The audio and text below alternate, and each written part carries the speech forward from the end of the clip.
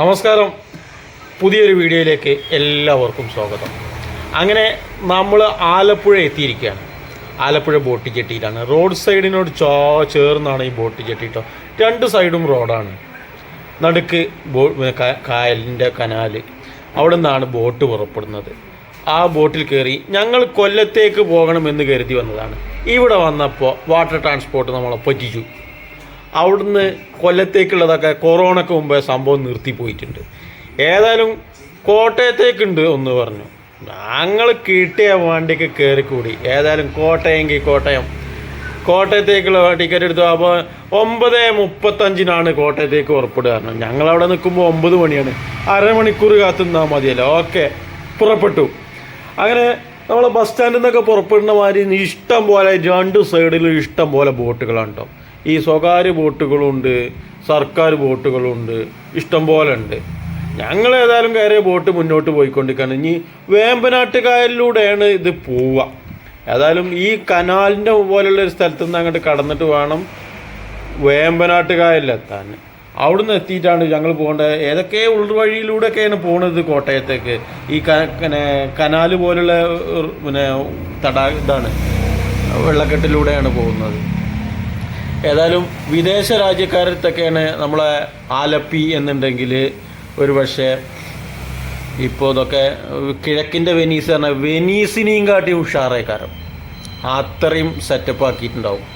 നമുക്ക് ഇപ്പോഴും പഴയ ഒരു ശകടം വണ്ടികളൊക്കെ ആയിട്ട് ഇങ്ങനെ കൊണ്ട് നടക്കുക എന്നല്ലാതെ ഒരു സെറ്റപ്പ് ഒന്നുമില്ല. ഏതായാലും യാത്രക്ക് വളരെ കുറഞ്ഞ പൈസ ഉള്ളൂ. 29 ഉറുപ്പ്യക്ക് ഞങ്ങൾ 2.25-3 മണിക്കൂറോളം ഇതിൽ ഇരുന്നു കോട്ടയത്തേക്ക്. ഒരു ഹൗസ് ബോട്ടിലും പോകേണ്ട ആവശ്യമില്ല കേട്ടോ. ഇതിലിരുന്നാൽ മതി. അടിപൊളിയായിട്ട് നമുക്കൊരു നമ്മളെ പൂതി മതിയാവോളം ഇതിൽ യാത്ര ചെയ്യാം. ഇതാകൊണ്ട് ഇതേമാതിരി വേറെ ശകടങ്ങളൊക്കെ ഇടയ്ക്കിടയ്ക്ക് ഇങ്ങനെ വരുന്നുണ്ട്. ഇതൊക്കെ സർക്കാരിൻ്റെ വണ്ടിയാട്ടോ, ബോട്ടാട്ടോ. ഇതാകൊണ്ട് 2 ക്ലീനർമാരൊക്കെ ഉണ്ട് ഇതിന്. സെറ്റപ്പാണ്. അങ്ങനെ ഞങ്ങളിപ്പോൾ വേമ്പനാട്ട് കായലിൻ്റെ അടുത്ത് എത്തിക്കണം. ഇനിയിപ്പോൾ അടുത്ത് തന്നെ വേമ്പനാട്ട് കായലിക്ക് ഇറങ്ങും. ഇതൊക്കെ ഒരു കനാൽ പോലുള്ള സ്ഥലമാണ്. ഇപ്പോൾ ഇതൊക്കെ ഇത് ഈ ബോട്ടിന് കയറാനും ഇറങ്ങാനൊക്കെ ഉള്ള സംവിധാനങ്ങൾ സൈഡിലൊക്കെ നിർത്തിയത്. ഒരുപാട് ബോട്ട് ഓടാതെ കിടക്കുന്ന ബോട്ടുണ്ട്. എനിക്ക് തോന്നുന്നു ടൂറിസ്റ്റുകളെ കുറവായിട്ടേക്കാരെന്ന് തോന്നുന്നു. ആലപ്പുഴ ആലപ്പിയായിരുന്നു. ഇപ്പോൾ 1990 സർക്കാർ ഒരു ഉത്തരവിലൂടെയാണ് ആലപ്പുഴ എന്ന പേര് കൊടുത്തത്. അതിനു മുമ്പ് ഇത് ആലപ്പി ആയിട്ടാണ് അറിയപ്പെട്ടിരുന്നത്. 1957 ആലപ്പുഴ രൂപീകരിക്കുന്നത്. അങ്ങനെ അന്ന് ആലപ്പി ആയിരുന്നത്. പിന്നെ 1990 ആലപ്പുഴയായത്. മുമ്പ് ആലപ്പി ആയിരുന്നു. ഏതായാലും വേമ്പനാട്ട് കായൽ ഇവിടെയാണ്. ഈ വേമ്പനാട്ട് കായലിലാണ് നമ്മളെ നെഹ്റു ട്രോഫി വള്ളംകളിയൊക്കെ നടക്കാൻ കേട്ടോ. ഇതാക്കുന്നത് സ്റ്റോപ്പിൽ ഇങ്ങനെ നിർത്തുകയാണ് വണ്ടി. ഇടയ്ക്കിടയ്ക്ക് ഓരോ സ്റ്റോപ്പിൽ നിർത്തുന്നു. സ്റ്റോപ്പുകളിലേക്ക് ഇങ്ങനെ നോക്കിയിട്ട് അവിടെ ആളുണ്ടെന്നുണ്ടെങ്കിൽ അങ്ങോട്ട് ഇറങ്ങാനുണ്ടെങ്കിലൊക്കെ, ഇല്ലെങ്കിൽ ചില സ്റ്റോപ്പൊക്കെ പാസ് ചെയ്ത് പോകേണ്ടത്. ഇത് ഈ ബോട്ടുകളിലും സൂപ്പർ ഫാസ്റ്റ്, ഓർഡിനറി ഒക്കെ ഉണ്ട്. അങ്ങനെ ഞങ്ങൾ കയറിയത് ഒരു ഓർഡിനറിയാണ്. ഞങ്ങൾ കയറിയ വണ്ടിയിലൊക്കെ അത്യാവശ്യം ആളുണ്ട്. ഇതൊക്കെ ഇടയ്ക്ക് ഇതേമാതിരി പോണ സ്വകാര്യ സ്പീഡ് ജെറ്റ് ബോട്ടുകളൊക്കെ ഉണ്ട് കേട്ടോ. ഓലിങ്ങനെ കളരി നടത്തുന്നുണ്ട് ബോട്ടിൽ, പിന്നെ കായലിൽ. അതൊക്കെ ഞങ്ങൾ ഇടയ്ക്കിടയ്ക്ക് കാണുന്നുണ്ട്.